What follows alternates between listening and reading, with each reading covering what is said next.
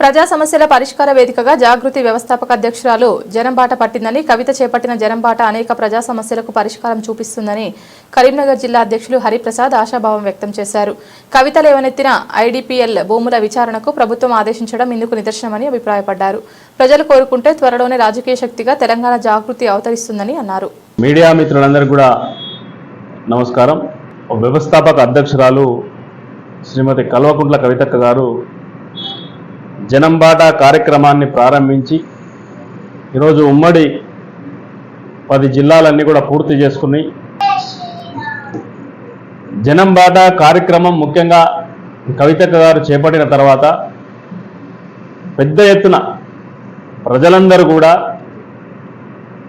వారి దగ్గరికి వచ్చి ప్రజలు ఎదుర్కొంటున్నటువంటి సమస్యలు, ప్రజలు ఇబ్బంది పడుతున్నటువంటి సమస్యలు కవితక్క దగ్గరికి తండోపతండాలుగా ఈరోజు జనాలు, ప్రజా సంఘాలు, కుల సంఘాలు ఇవందరూ కూడా వారి దృష్టికి తీసుకొచ్చి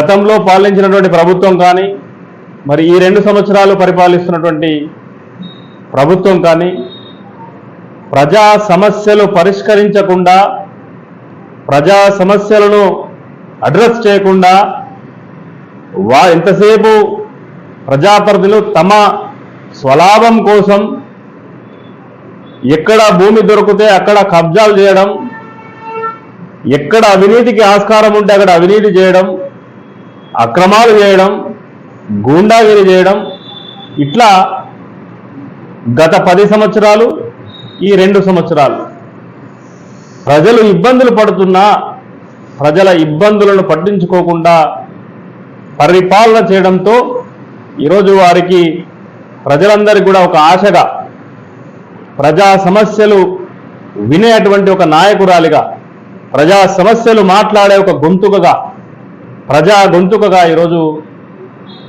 కవితక్క గారి జనంబాట కార్యక్రమం ఉపయోగపడుతూ ఉంది. మరి ఈరోజు మొన్న హైదరాబాద్లో మనం చూసినాం, అనేక సమస్యలు వారి దృష్టికి తీసుకొస్తే ఒక నీళ్లు అక్కడ ప్రజలు తాగుతుండేటువంటి విషయం కానీ ఇట్లా అనేక సమస్యలను ఈరోజు వారి దృష్టికి తీసుకురావడం జరిగింది.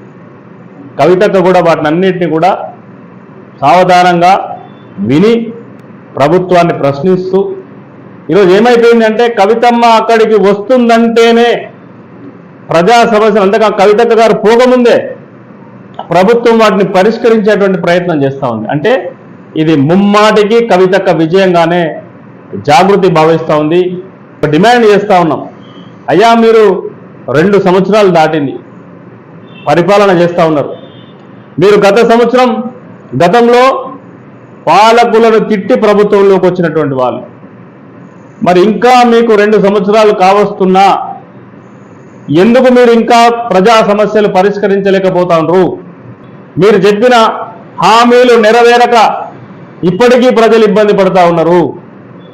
మీరు ఎంతసేపు గతంలో ఉన్నటువంటి పాలకులను తిట్టి ప్రభుత్వంలోకి వచ్చి గత పాలకుల కంటే కూడా హీనంగా ఈరోజు మీరు పరిపాలన చేస్తూ ఉన్నారు. ప్రజలు ఎదుర్కొంటున్న సమస్యలే వాటికి నిదర్శనం. ఈరోజు అందుకే ప్రజలందరూ కూడా కవితక్క రావాలి, కవితక్క ఈ రాష్ట్రానికి నాయకత్వం వహించాలి, ఈ రాష్ట్రానికి ముఖ్యమంత్రి కావాలి అనేటువంటి మాట ఎక్కడికి పోయినా జనం తండోపతండాలుగా వచ్చి ఆమెను స్వాగతిస్తున్నటువంటి పరిస్థితిని చూస్తేనే ఈరోజు మనకు కనబడతా ఉంది. ఈ జనం బాటకు వస్తున్నటువంటి ప్రజా ఆదరణను చూసి, ప్రజల యొక్క మద్దతును చూసి, ప్రజల యొక్క సపోర్టును చూసిన తర్వాత ఈ నాయకులందరూ కూడా బంబేలెత్తిపోయి ఒక బ్యాచ్ బీటీ బ్యాచ్ ఒకవైపు, ఉద్యమ బ్యాచ్లో కొందరిని ప్యాకేజీలుగా మాట్లాడుకొని కుహానా మేధావులతో ఇంకొక బ్యాచ్ కవితక్క మీద విమర్శలు చేసేటువంటి ప్రయత్నం చేస్తూ ఉన్నారు.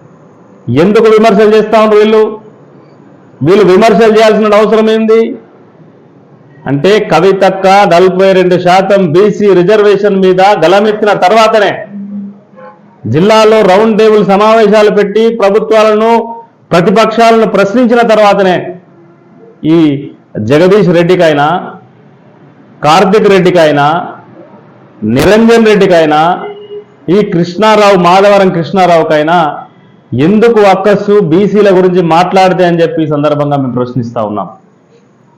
ఇలా బీసీల గురించి కవితకు మాట్లాడొద్దా? సామాజిక తెలంగాణ